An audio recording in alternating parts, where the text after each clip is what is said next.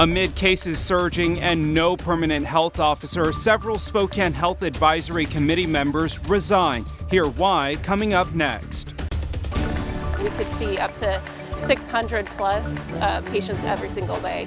More testing sites are coming to the city of Spokane. We break down everything you need to know about the new location. Once again, we saw a similar weather pattern today with patchy fog. Some folks saw some sunshine. That pattern's going to be coming to an end this week as I'm tracking more active weather for this upcoming week. Gonzaga men's basketball announces that it'll be pausing all team activities through December 14th out of caution due to coronavirus. We'll tell you what we know coming up. Hey there, good evening. It's good to have you here with us tonight. I'm Tim Pham. Let's get right to some breaking sports news now at 5. Gonzaga men's basketball announced today it has paused all team activities through December 14th out of caution to player safety due to coronavirus. Karthik Venkatraman joining us now from the newsroom with what we know. Karthik. Yeah, this is not really a surprise, Tim. The Zags had 2 positive coronavirus tests Saturday before their highly anticipated matchup against Baylor. That game ended up being canceled. They've announced 4 members of the team have tested positive for coronavirus over the span of 10 days. The team announced 4 positive coronavirus tests over the span of 10 days, with 1 non-student athlete tested positive before the game against Kansas, a student athlete tested positive before the game against Auburn, a student athlete and a non-student athlete tested positive before the game against Baylor. Members of the team have also been isolated due to contact tracing protocols as well. So the Zags now have to figure out what they're going to do with their schedule. They're not going to play their next 4 games, which were all going to be at home. That was going to be against Tarleton State, Southern, Northern Arizona, and then they were going to play Idaho on December 14th. So the Zags' next game is now scheduled to play 3rd-ranked Iowa on December 19th. We'll see what preparations going into that and whether they get that game done. Tim? Thanks so much. We know you'll stay on top of that for us. To our other top story at this hour now, as Spokane County continues its search for a new health officer today, several members of the Regional Health Advisory resigned. Here's a list of everyone who's resigned so far. It includes members from WSU, Gonzaga, Providence Health, Urgent Care, and Faith Leaders. They've all resigned. They say it's due to Administrative Officer Amelia Clark's actions. Now, you may remember back in October, Clark fired the county's health officer, Dr. Bob Lutz, citing, quote, performance issues. The state health board then approved an investigation into the firing. The advisory committee wrote a letter accusing Clark of the following.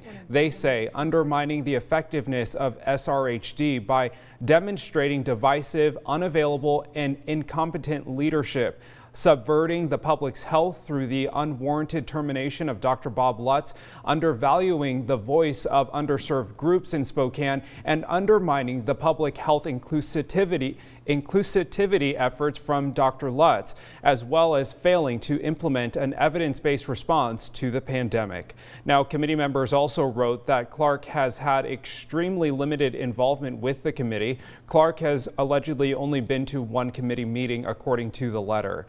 In the meantime, Clark issued the following statement in response to the members' resignation letter. She says she's sorry to see the members choose to discontinue their support at a time when staff are working tirelessly.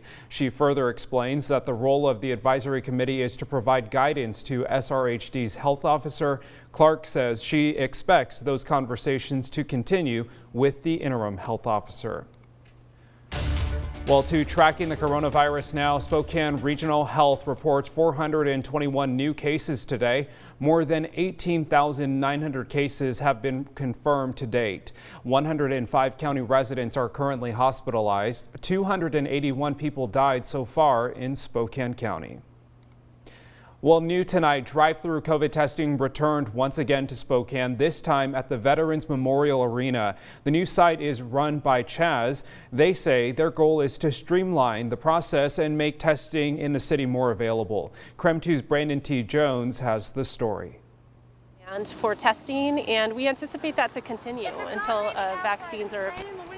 As COVID cases continue to rise throughout the region, a demand for testing is evident, and because of that, a new drive-through testing center just opened up here at the Spokane Arena. For every day that is open, nearly 600 people are expected to roll through the new site. To balance out the demand, Chast Health will have at least 25 employees on location to make sure the process goes smoothly. So we're just encouraging anybody who either has symptoms or has been directly exposed to someone with symptoms that they come on down and get tested. Pre-registration for testing is recommended. It gives both the medical staff and patients an idea of how long wait times will be. Upon arrival will be a waiting area for cars. Once parked, you make a phone call to check in that will then be followed by a text message with directions to a designated testing pod. So at the pods we have medical assistants and RNs who are helping individuals through a self-swabbing process. Each pod is labeled with a different color. Anyone who wants to be tested must be experiencing COVID symptoms. Working at a nursing home and direct exposure to a positive case will also be grounds to receive a test. Anyone else without symptoms will have to wait 5 to 7 days after a potential exposure. Of course, the last month we've certainly seen an increase in demand for testing, and we anticipate that to continue until vaccines are widely available for individuals. Testing at the arena will take place 7 days a week.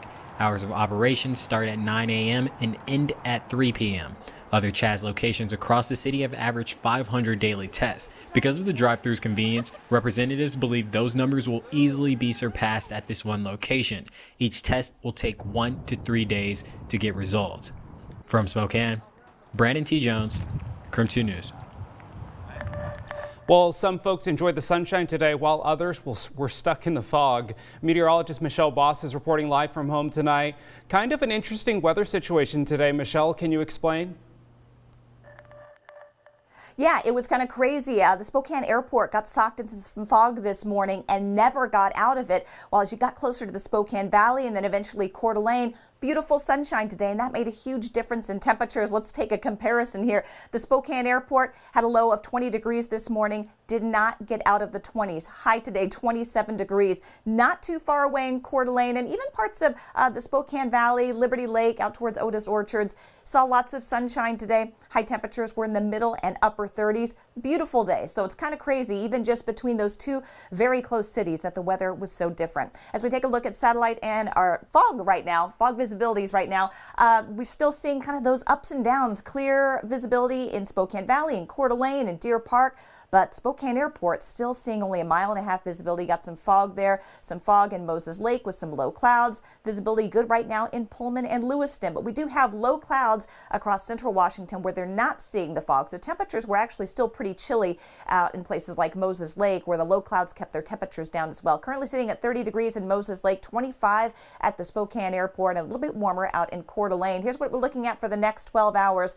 Partly cloudy to mostly clear skies, but again, tomorrow morning we could see some patches of fog and freezing fog. That should be the last day we kind of get stuck in that weather pattern. High temperatures in the upper 30s tomorrow, and then it looks like a chance of rain as the weather becomes more active on Tuesday with a high of 41 and a chance of some rain, maybe mixed in with some snow on Wednesday. High temperatures near 40 degrees. All right, we're just getting started here on the news at 5. It's been nearly 3 weeks since the state rolled out the latest restrictions. Those include the closure of gyms and youth sports. And coaches, players, and families have had enough. Next, an effort to get the governor to reconsider the closures and the impact it's having on student athletes.